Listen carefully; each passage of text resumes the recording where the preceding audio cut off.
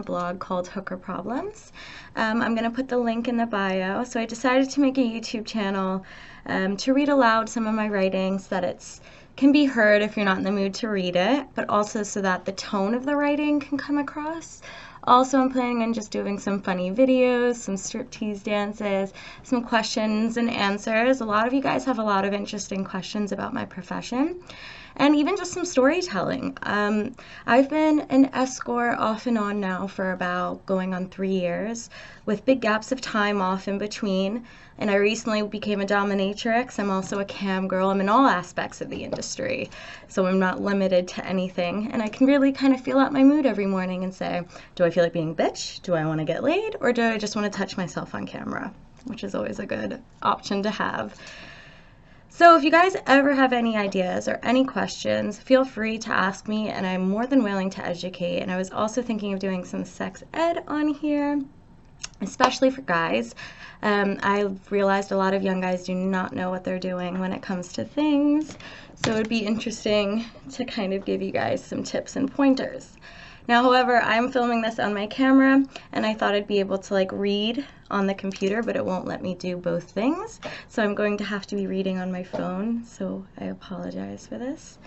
This is my most recent blog post, which I posted today, which is January 24th, 2016, and it's titled Frank, and it's about a client I had. So if you can follow along, or you can just listen to me instead. When I first went independent and stopped working for escort agencies, I began to get regular clients for the first time. Working for an agency was great in the beginning, especially for learning the ropes. I highly recommend for anyone getting into the sex industry to work for an agency that seems to vibe well with you. The concept of an escort agency was so foreign to me since they didn't exist on the same level in America like they did here in England. As I've explained in past entries, it took less than 2 months before the FBI questioned me and put my name on a blacklist, a list of known prostitutes in America. So I can only imagine how long an agency would last over there. It was March 2013. I had just moved back to England, but not for traveling and finding myself like last time. Instead, I moved back since the laws regarding prostitution were lenient. On top of the legality, the Great British Pound, GBP, was still super strong and the US dollar still weak, so it seemed smart to me to make my money in GBPs. Since my mother is French and actually from France, I'm a dual citizen of the USA and of France, thereby making me a European citizen and giving me the right to live and work in any of the 20+ countries in the European Union, including England. The only arrangement I made prior to getting on a plane with all of my belongings in 2 suitcases plus a carry-on with no return ticket was to stay with my ex-girlfriend and her new boyfriend. Yes, I'm bisexual, and yes, this was going to be awkward. I moved to England with her for the first time in 2010, when I was 18 and wanted to travel all of Europe. After a few months of living there, I went backpacking and she stayed behind in Manchester, and I've been there ever since. Upon landing in Manchester, I got a taxi to her place, which she was currently sharing with 4 other people, all boys, and I wasn't surprised to find it a mess. She had already left for work and her roommates were nowhere to be found. I decided that I wasn't going to sit back and relax for a bit. Instead, it was time to get my life on track, to set and reach every goal I had ever made for myself, and to never give up on my dreams. All the years prior to that moment felt wasted away. I never really seemed to love myself, my life, or really even had the desire to get out of bed in the late afternoon. Yet ever since I had taken Ibogaine a few months before in Mexico, it was like someone shook me awake finally. Things were clear for the first time in my life. I had wasted too much time on self-pity, self-loathing, and self-doubt. Ibogaine is a naturally reoccurring psychoactive substance found in plants and is a strong, long-lasting psychedelic with dissociative properties. When used correctly and in the right dosage, it can cause you to feel reborn, which allows you to delve into your mind and come to terms with your past, who you are, what you have done, and who you want to become. Those that are reading right now should be made aware I had to undergo blood tests, EKG tests, and even a psychological evaluation before even being allowed to take Ibogaine. Even then, I had to fly to Mexico since Ibogaine to work with an Iboga provider who was specially trained with Ibogaine, since it's illegal in the United States. During my ibogaine flood dose, I cried, I sobbed, I laughed, I felt terrified, felt overjoyed, I hugged myself, and I even had a really intense, in-depth conversation with myself. Since then, it has been all about me. For too long, I had let people walk all over me and take advantage of my kindness and generosity. For too long, I put others before myself, and for way too long, I didn't think I was worth it. I found the spare room that I was meant to stay in, put my suitcases in the corner, looked around at the cold and dark space that was going to be my home for a while. I wanted more for myself. I opened my new laptop, the last thing my last sugar daddy bought for me in these States, besides my plane ticket, and typed into Google search bar, escort agencies in Manchester, UK. Pages upon pages of agencies began to flood my browser, and I opened each one in a new tab, carefully comparing them to one another. I applied to all the agencies I got a good vibe from, making sure to stay far away from the ones filled with only perfect Barbie doll types, and I applied to the ones featuring a variety of girls. It was so bizarre, clicking an Escorts Wanted tab and applying to a real job. I had only known the Craigslist version of prostitution, and even the seedier version of that, known as Backpage. In America, all the ads of girls had their faces blurred. But since my family knew, I left my face viewable, which made me much more money, but also got the attention of the FBI. I then realized the girls weren't just blurring their faces in case their family found out. They were doing it because they could get in trouble with the cops. Yet here in England, all the girls had these professional photos of themselves. Their faces weren't blurred away. Many of them had boob jobs, their lips done, and actually looked healthy and happy. If you go to Backpage.com, search the escorts in any major city in America, they all have horrible quality selfies as their photos, and the majority of them appear to be on hard drugs. The questions on the applications varied from boob and waist size to biggest turn-ons and offs.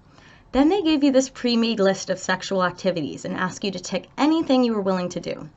The activities, listed in alphabetical order, ranged from anal play, adult baby minding, to travel companion, uniforms, and water sports. I had to Urban Dictionary close to half of the activities listed. For instance, when I read hard sports, I assumed it was being rough and hard with a guy, but was shocked to learn it meant shitting on them or them shitting on you. Hell no. I applied to over 10 agencies, assuming not many would want me, but I instantly began getting calls from all the agencies I applied to. It was flattering that everyone I applied to wanted me. Most of the agencies, however, want you to only work for them. They didn't want you working for multiple agencies. I re-looked at all the agencies and decided on one called Manchester Angels. I changed the name for the story. I spoke with Danielle on the phone, who explained she and a guy named Danny ran the agency together. She arranged to have a driver pick me up that same night and bring me to her house to go over stuff. And if all went well, I would start work that night. So in one day, I flew from the USA to the UK, and then by that evening, I was already working for an agency. I did my first out call with them that night and made £200, which is about $320. Manchester Angels and all the escort agencies were not what they appeared to be. There was a lot of drama behind the scenes and everything was unorganized. I immediately wanted to go back to being independent, but knew it was smart to learn the ropes first. After 3 months of working for the agency, I signed up to adultwork.com, and I went independent. I was now living on my own in an apartment right in the northern quarter of Manchester. So I traded the security, a driver, and the petty glammed-up girls for more money. Every job I did with them, £40 went to the agency as a fee. £20 to £30 went to the driver, and £20 to security. So I wasn't left with much after that. The agency had made me dye my hair blonde, because apparently blondes were more in demand. They made me shave everywhere, and they asked me to dress a certain way. Pretty much they wanted a blonde American Barbie, which I was the complete opposite of. So when I quit, while my hair remained blonde, I stopped shaving, which is a personal preference, and I began dressing my way. I spent hours writing my profile in an articulate and thoughtful yet sexy and captivating way. Then I carefully selected numerous photos and submitted my ID and other required documents. Since I had no reviews or references as an escort, it took me a few days until I finally got a booking. Among one of my first independent clients was Frank, an 82-year-old man with a very posh and classy accent. He used big words like I did and was stunned by the way I presented myself. He didn't expect that the hooker he hired would be so educated and well-traveled. We had been to a lot of the same places. He had been in the army while I just roamed the earth. Frank instantly became a regular, coming to see me 3 times a week, like clockwork. Most people, including myself, were baffled at the fact he had the energy to see me that often. We worked out a deal that worked out for the both of us financially. I basically arranged it so he paid my rent every month. We bonded so much and learned everything about each other. I even told him things I feel I will need to wait until I'm out of this industry to talk about. Frank was still married, however his wife suffered from dementia, and he had to hire a nurse to care for her. Before her dementia got really bad, he told me she gave him her blessing to see a lady of the evening. She knew how much of a sexual being he was and only asked that he be safe, respectful, and to just see that one girl. I became that girl. As time went on, Frank began taking cute photos of me, getting them developed. He would bring me books, write me poems, and bring my favorite flowers or fruit. It was hard not to get attached and not care for him. If I didn't hear from him, I would get worried, thinking the worst could have happened to either him or his wife. I know it's fucked up to say, but he was like a grandfather to me. He would check in on me, bring me gifts, and genuinely cared. Yeah, and he gave me money to have sex. He kept telling me how talented I was and encouraged me to get back into school and to write much more. When it actually came to the sex, he was pretty vanilla for the most part. Never lasting more than 5 to 7 minutes, and always in the missionary position. As we grew closer, he felt that he could open up to me about some sexual fantasies he had always had. The main one he really wanted to make into a reality was watching me get fucked by someone else, also known as cuckolding. At the time, I didn't have a guy that I knew that was willing to have an 82-year-old man watching and masturbating in the corner as we fuck. Regardless, he was determined and found a young male escort in the area. I agreed to the fantasy, thinking he wouldn't actually find someone to fuck me, so when he did, I immediately regretted the decision. A huge part of me wanted to call it off, and another part of me to explore my sexuality and experience it before deciding it wasn't for me. He arrived at my city center apartment with a young and extremely good-looking boy, around 22 years old, trailing behind him as he climbed all 5 stories to my floor. When I shut the front door behind them, I was suddenly flustered and nervous. I began stumbling over all my words when I came to the realization that both of these men would be fucking me. I made small talk as I led them into the bedroom and asked them if they wanted something to drink. Most escorts I know answer the door wearing stripper heels and never really take them off. I, on the other hand, was barefoot. As I walked into the kitchen to grab us all water for when we were parched from fucking, I suddenly wished I had heels on that would click as I walked away. Instead, you could hear my bare feet stomping around as I left them in their awkward silence. You can do this, you can do this, you can do this, you can do this, I told myself over and over while I spilled water on the counter from shaky nerves. But the best thing to do was to just get it over with. I took a deep breath before stomping back into the bedroom with 3 waters and a smile on my face. It was clear these men were nervous too, and there was no way they were going to initiate the sex. Right, I exclaimed. Let's do this. How about you stand over there, Frank, and you, what's your name again? Rob, he uttered, avoiding any sort of eye contact with me, which is a huge pet peeve of mine. I can't stand when people avoid eye contact or are super shifty. I always make it a point to look someone straight into their eye while speaking. It comes off that you're hiding something or just super self-conscious. Okay, Rob, why don't you get undressed, I suggested, while I myself took off my bra and underwear to show him that I too was going to get naked. It only got worse for me as he undressed. He revealed a 6-pack of abs and a very long and thick dick. I became overly aware of how young and fit he was because there was an 82-year-old man in the corner getting naked. Frank had a pale, milky white skin tone that would have made all his veins visible even if he wasn't getting old and wrinkly.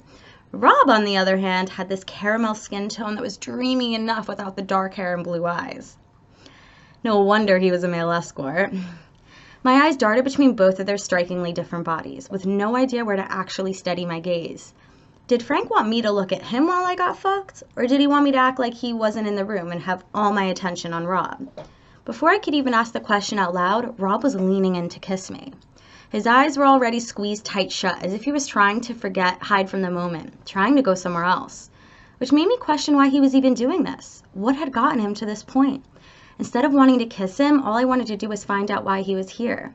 I wanted to trade stories and didn't want this old man in the corner all of a sudden. But I couldn't be that selfish. I mean, here I am getting paid to do this. So I had to suck it up. I just had to get on with it. Under the circumstances, I just let him lick my face pretty much. His eyes were squeezed so tight shut and he was literally sticking his tongue and licking whatever it could find. I felt all my hair stick up as the spit began drying on the side of my cheek, where spit shouldn't even be when kissing. I remember opening my eyes and out of the corner I could see Frank beginning to touch his dick, slowly getting it aroused. I then realized that was why his eyes were squeezed shut tight. He didn't want to open them because he didn't want to see this old wrinkly man in the corner. And I can get that. I can totally understand. Yeah, Frank is old and wrinkly, but he was my Frank. I didn't see the old and wrinkly man anymore. To me, he was a beautiful guy who genuinely cared about me. Not just about me, but about his wife, my friends, and about everything I was doing. I wanted this experience to be right for Frank, and I became so aware that Rob was going to screw it up. I had to take it in my own hands. I had to make this right. I stopped Rob from kissing me by putting my hand on his chest and pushing him away from my face. He was shocked and confused as to why I just stopped everything in the middle of him attempting to start finger banging me. Look, I began, you're not really kissing me, right? You could see on his face the look of confusion and embarrassment. But come on, I'm not just going to sit there and let this guy lick my face. Technically, I would be doing him a disservice by not telling him he sucked at kissing, since he would be going around kissing girls for the rest of his life the wrong way. Plus, you're a male escort. You should know how to kiss. I grabbed his face with both my hands and began kissing him a lot slower, and I used my hands to guide his mouth and the angle of his face, turning the session into more of a girlfriend experience instead of just a random fuck. Making him go slow and be more sensual, since that was always how Frank was with me, and I wanted him to see it from an outside perspective, to show him how beautiful it felt when he would go slow and discover my body. After some more kissing, I began to give Rob some oral. I put the condom on his dick with my lips, looking Frank in the eye across the room as I did so. Rob was sitting propped up against the headboard, facing Frank as I sucked him off with my ass in the air, giving Frank a nice view. Rob must have become very aware of what was happening, because I could feel his dick getting softer in my mouth. I glanced up at him and could see that his eyes were open and darting between me sucking his dick and the old man in the corner jerking off. It was all a bit frustrating because here I am supposed to be fucking this guy and he can't really get his dick hard. And I mean, to be fair, it's an awkward situation. If I had a dick, I probably would have no chance of getting it hard. But luckily, I'm a girl and can just spit on my pussy if I'm not turned on. I switched our position so that his back would be facing Frank instead of his face. This way, I can continually look Frank in the eye while I gave him oral and Rob could just look down at me. It began working and Rob began throbbing in my mouth. It's at this point that I should clarify that Frank wanted Rob to ejaculate all over my tits and then leave the apartment. Once Rob was gone, Frank was to have sex with me immediately after with Rob's cum still all over my tits. That was the plan. Rob lifted me away from his dick and threw me onto the bed, his fingers eagerly exploring everything. We were now facing each other and couldn't really see Frank. He entered into me and began pumping away. Way too fast. I had to stop him again and explain that unless I ask to be fucked hard and fast, don't do this. Don't do it to any girl. Please, guys, unless we ask, don't do it. He began going slow like I asked, and within minutes announced he was already ready to come. As soon as he said it out loud, he took his dick out of me, took off the condom, and began jerking himself off over my tits. I continued to rub my clit since he hadn't made me come yet, and I was only just getting into it. However, Frank wanted to see this, walked over to the side of my bed to get a good clear view of this money shot. Once Frank was at the side of the bed jerking his old man dick in our faces, Rob went soft. Again. We tried to keep fucking and even some more oral, but after 20 minutes of just fumbling with a soft dick, I finally had to be the one to come out and say it. I don't think it's gonna happen, babe, I say in a firm way since my wrist was killing me from jerking his semi-hard dick off. Yeah, I think you're right, he admitted with defeat. I could see disappointment all over Frank's face. I would rather get Rob the fuck out of the apartment and fuck Frank since he can actually make me come and knows what he's doing down there. I led Rob to the bathroom so he could clean up and get dressed before leaving, and I ran back into the bedroom to whisper to Frank, there was no way it was going to happen, so I'd rather just fuck you. I winked. A smile spread over Frank's face. When I let Rob out, there was an awkward mixture of apologies, no eye contact, and see you arounds. I burst back into the bedroom to find Frank naked on the bed. Jesus fuck, I exclaimed. You'd think a male escort would be able to come when asked, laughing as I fell back into his embrace. I know, Frank agreed. What do you think it was? I found it incredibly cute that he didn't know he was to blame for the performance. It's bad enough just knowing someone is jerking off in the corner, but when you can hear it and them, it's all you can focus on. Instead of blaming him, I blamed it on myself. I probably wasn't his type at all, I began. He probably was into it until he saw my armpit hair in my bush. Then his dick was just like, no! I laughed, making a joke. We laughed together for a minute and then began softly kissing. 5 more minutes later, Frank had come, and it was his time to leave. Before I opened the door to let him out, we arranged our next meet in 2 days' time and decided not to hire Rob again. Ironically enough, we did end up hiring him again. A few months later, because he reassured Frank he would definitely come that time. And he did, all over my pretty tits. As I let Frank out, I closed the door and listened to him begin the long descent down my 5-story walk-up. I picked up my phone, which had been on silent, and found 10 missed calls and numerous text messages from more potential clients. I found myself wishing every client was like Frank, asking myself, why can't I just see Frank and guys like him? Since then, Frank has stopped seeing me due to being diagnosed with cancer and is embarrassed on his appearance, regardless of my persistent compliments. I now know that older clients, usually age 50 and older, are the sweetest and most gentle men to see. The majority of them actually know how to make a woman come and how to make her smile. The older they are, the more considerate and kind they seem. I love when I get a call from a potential client and they ask, I'm over 50, is that okay? My answer is always, I prefer men that age. So, hopefully, I don't know if it all worked, but hopefully this is what I'm going to start doing now. And I hope you guys enjoyed it. And please let me know if you have any recommendations or anything you would like to see.